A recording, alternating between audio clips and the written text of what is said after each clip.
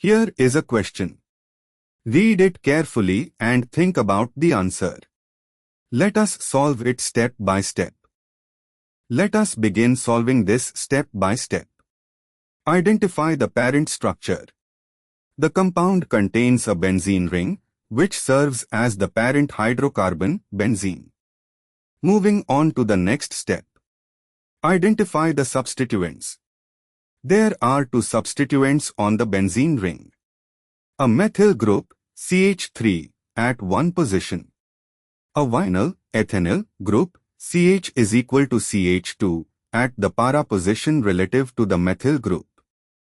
Moving on to the next step.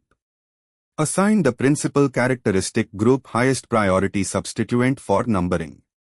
In IUPAC nomenclature, when naming as a substituted benzene, the substituents are given the lowest possible locants.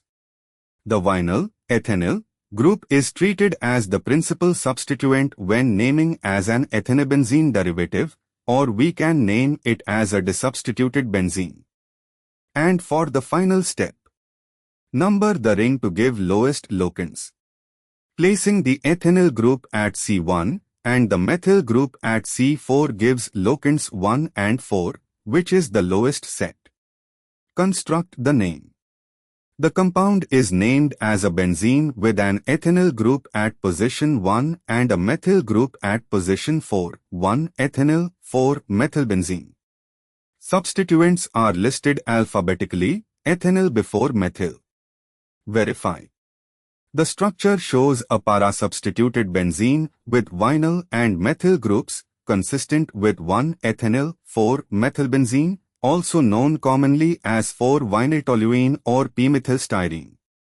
Therefore, the correct answer is 1 ethanol, 4 methylbenzene. The correct answer is shown on screen.